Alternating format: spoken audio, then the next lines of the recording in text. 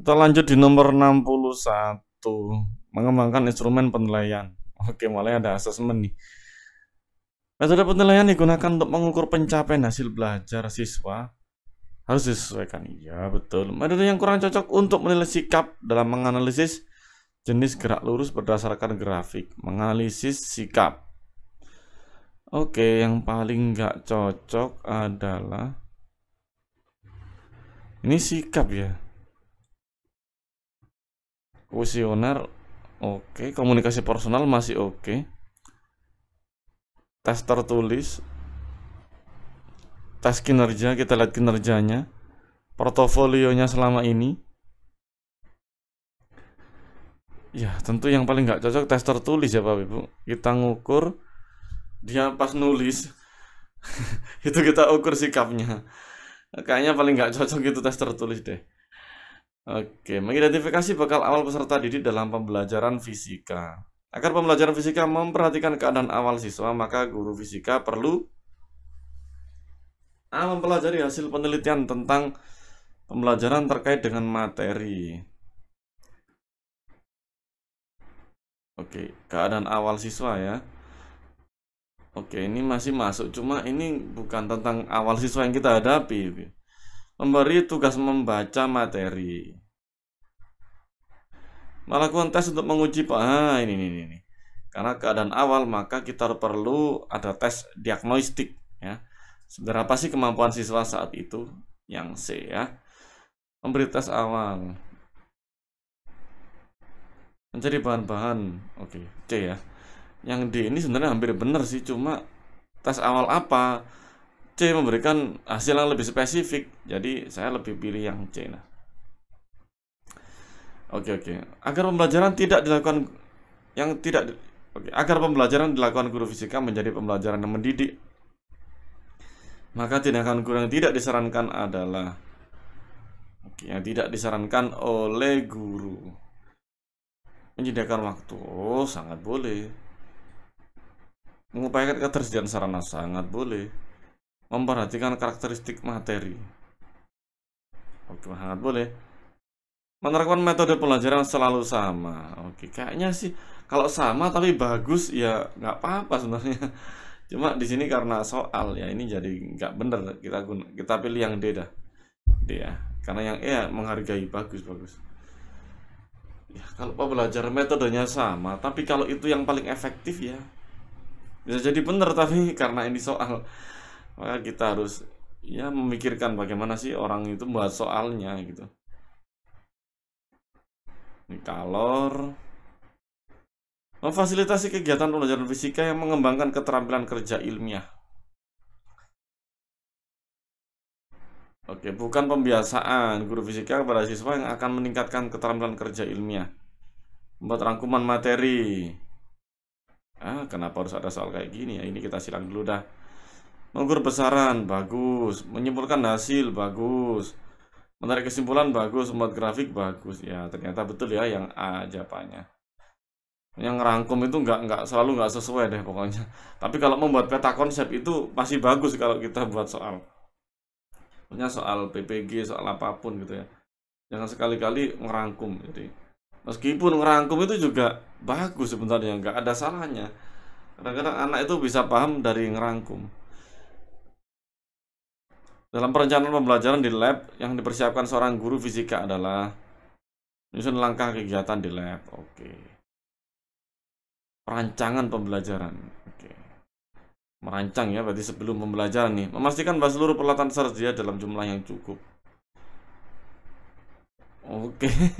Mempersiapkan pertanyaan yang akan disampaikan saat eksperimen. Kok oke semua ini ya. Menyiapkan contoh laporan yang harus dibuat.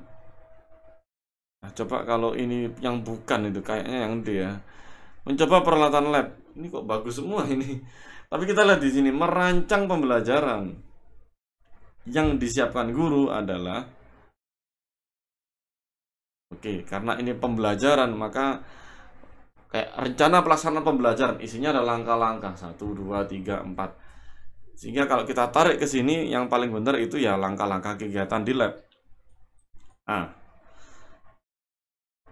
Radioaktif enggak ya? Sequence materi.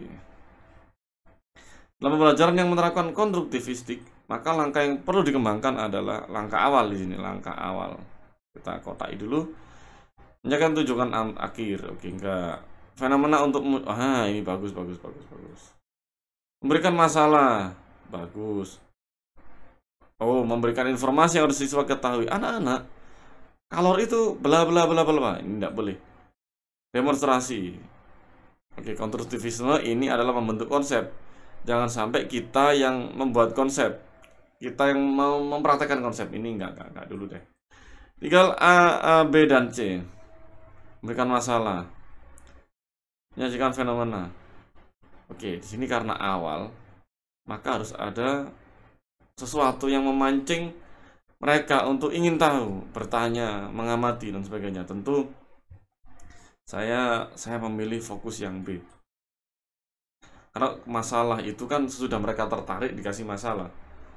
Mereka tertarik, misalkan, wah, ternyata besi kita panaskan sama tembaga kita panaskan dengan panas yang sama, modot itu apa ya? Pertambangan panjangnya berbeda. Nah, kenapa ini? Nah, kemudian dikasih masalah gitu. Nah, kita sajikan dulu fenomenanya, muncul masalah, baru dikasih masalah. Oke. Merumuskan pengalaman belajar yang sesuai untuk mencapai tujuan pembelajaran.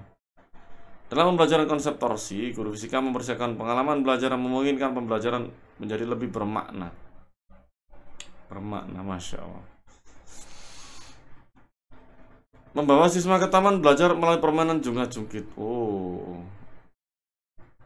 ini maknanya bagus. Ini coba kita save ya.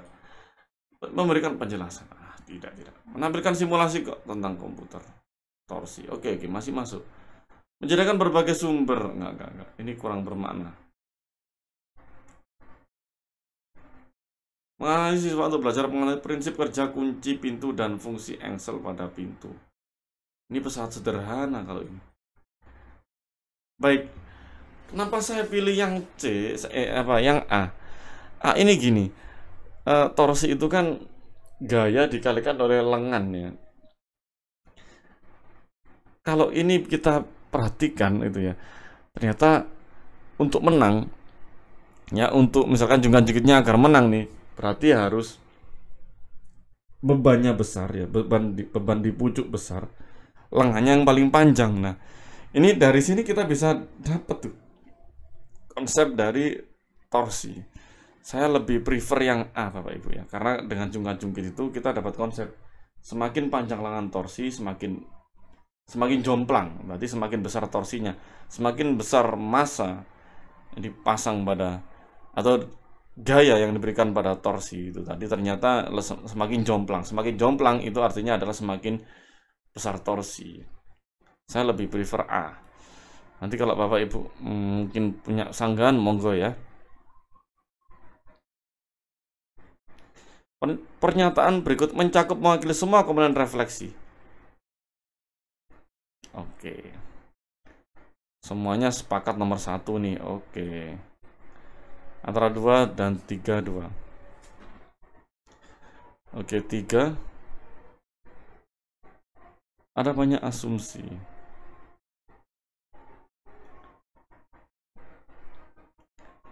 Oke, yang 2 betul ya.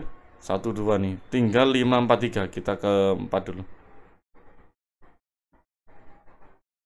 Oke, 4 kok kayaknya kurang gimana gitu ya. Oke, refleksi. Saya harus tetap semangat.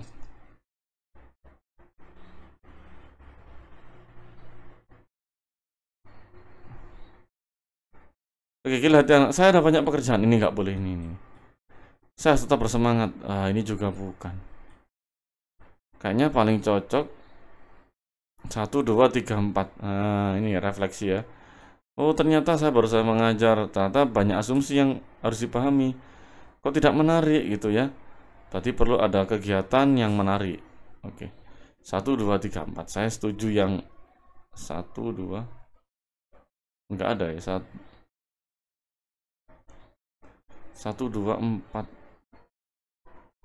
1, 2, 4, 5 ya mungkin ya. 1, 2, 4, 5. Rencana hari ini kelihatan tidak menarik. 12, 13.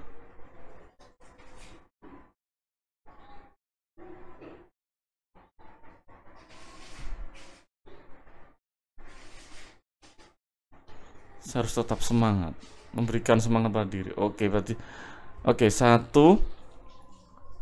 2,